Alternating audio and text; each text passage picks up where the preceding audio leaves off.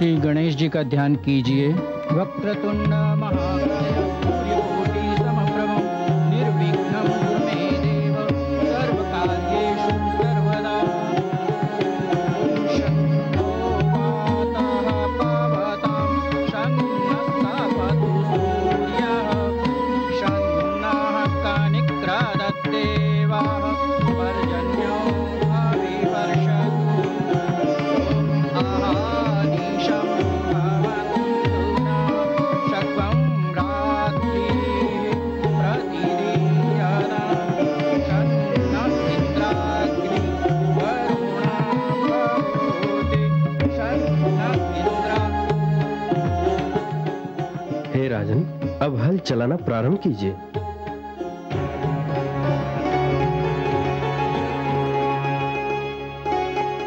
हे नारायण, हे विष्णु, जहां हल की पूजा होती है वहां कृषक कैसे भूखा रह सकता है? हे नारायण, यदि मेरे हल चलाने से आकाश का हृदय पिघलता है तो मैं सारी आयु हल चलाने के लिए तैयार हूं।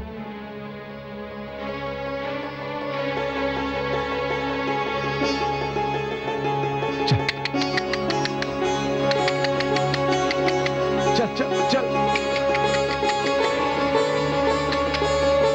चल।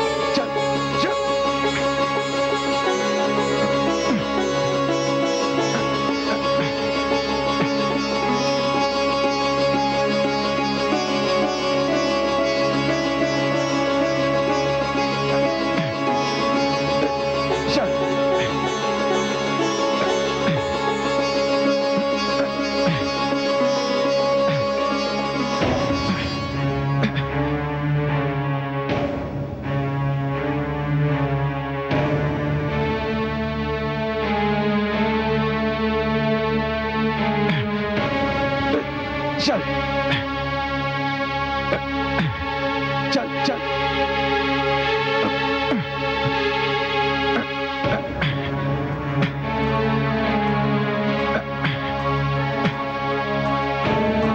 सैनिकों,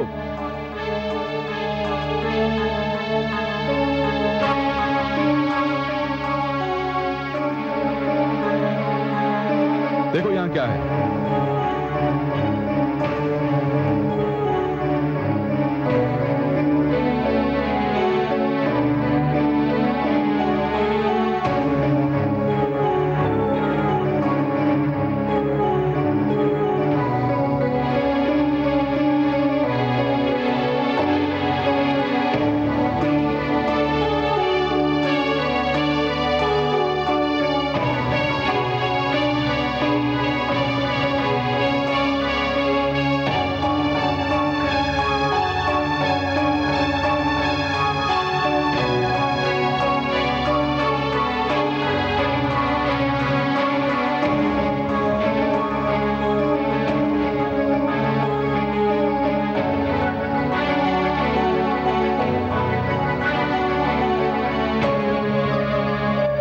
इसे उधर ले जाओ।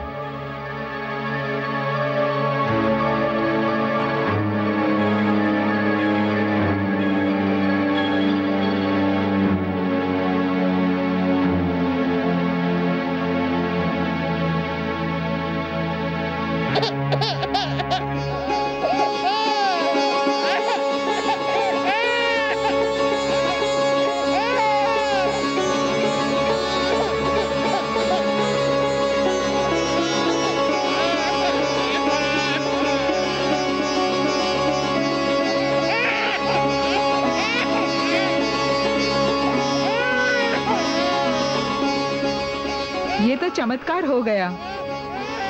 धरती माता ने हमें कन्या प्रदान की है।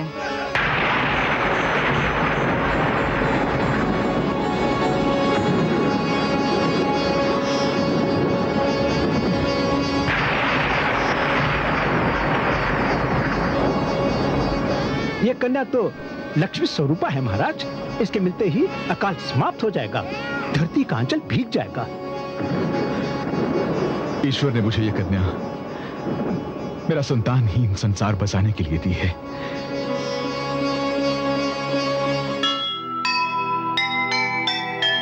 चिंता का दुख बांट ले, राजा वही महान। कैसे रहे अकाल जब राजा बने किसान। धरती ने भी हर्ष से भर दी उनकी गोद। जनक सुता के जन्म पर छाया मोद प्रमोद, छाया मोद प्रमोद।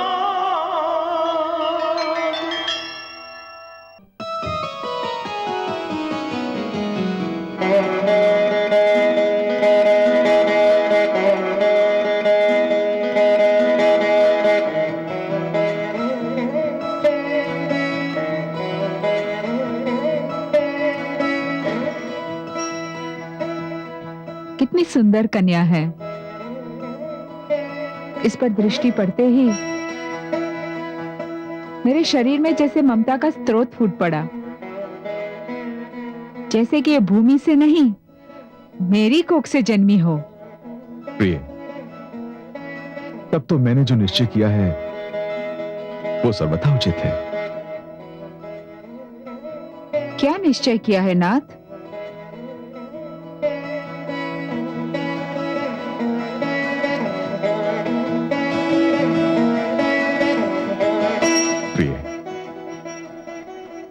ये कन्या मेरी पुत्री बनकर इसी राजभवन में रहेगी।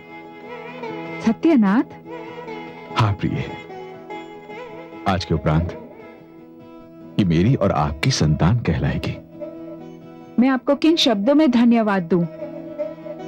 आपने मुझे ये पुत्री देकर मेरी सुनी गोद हरी कर दी। प्रिय, ये पुत्री आज से जनक दुलारी हो गई, जानकी हो गई।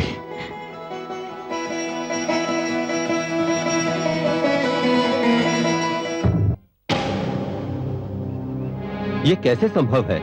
ऐसे अनर्थ हुए तो हमारे समाज की तो नींव हिल जाएगी। आप सत्य कहते हैं आचार्य।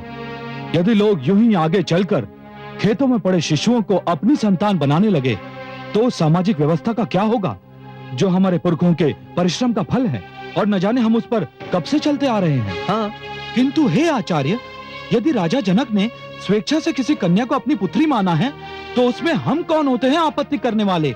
ये कैसी बिना सिर पैर की बात कही आपने। अरे राजा जनक उच्च कुलीन है, महारानी सुनैना भी उच्च कुलीन है, किंतु ये भूमि कन्या उच्च कुलीन है अथवा नहीं हमें पता नहीं। इसके शरीर में किसका रक्त है हमें यह भी नहीं पता, और इसका कुल उसका तो हमें बिल्कुल ही नहीं पता। नहीं, हम ये सहन नहीं कर सकते। हाँ, हम मिथिला नरेश से जाकर पूछेंगे कि वे हमारे पुरखों की परंपरा को क्यों तोड़ रहे हैं। उन्हें हमारे प्रश्नों का उत्तर देना होगा। हाँ हाँ, उन्हें उत्तर देना ही होगा। हाँ, चलिए हाँ, चलिए चलिए चलिए।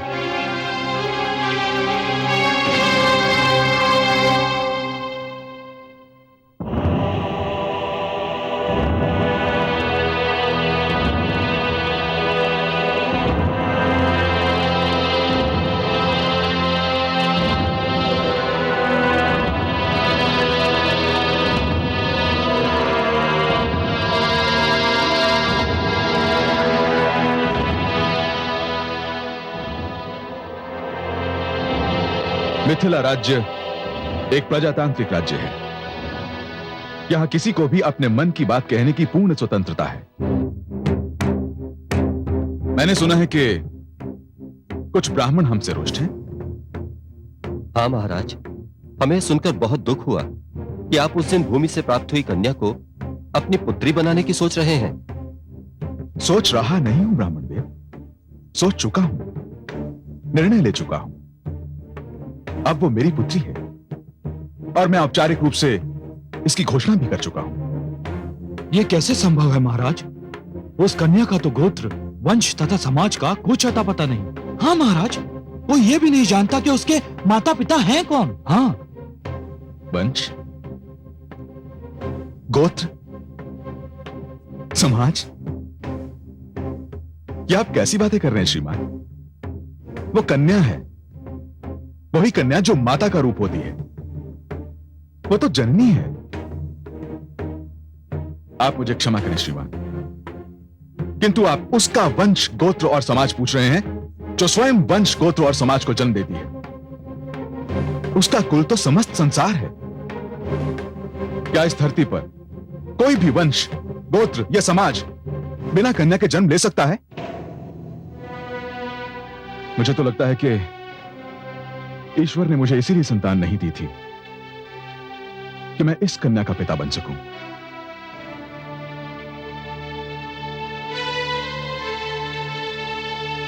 मैं महाराज से सहमत हूं। मैं आपको धन्यवाद देता हूं गुरु शतानंद। यह सत्य है राजा जनक कि संसार में कन्या का स्थान सर्वोच्च है। वही माता का रूप धारण करती है, वही संसार की जननी है। क्या अब भी किसी को कोई आपत्ति है?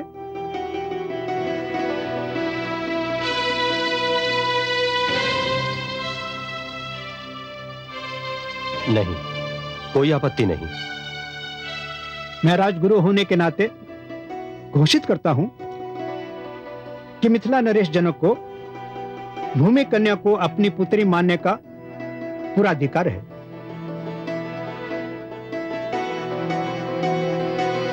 आयुष्मान भव।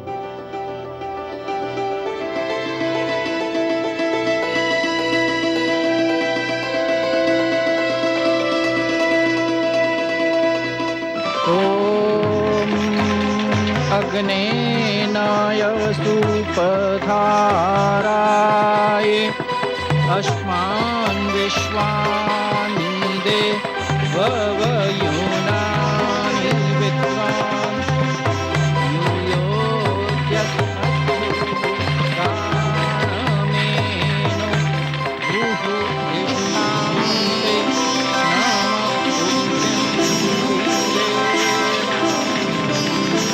ॐ अग्निमीळे पुरोहितम्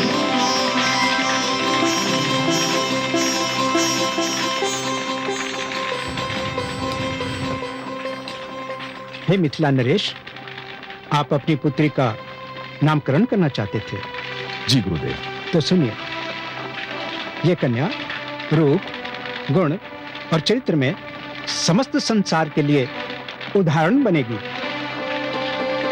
नारी के चरित्रवती होने की कसौटी कहलाएगी। संसार में इसकी पूजा की जाएगी। यह कन्या अब आपके हृदय वंश का अंश बन गई है, इसलिए ये वैदेही भी कहलाएगी। आपने इसे अपनी पुत्री मान लिया है, इसलिए इसे जानकी भी कहकर पुकारा जाएगा। हे गुरुदेव, इस कन्या का अपना एक अस्तित्व भी है।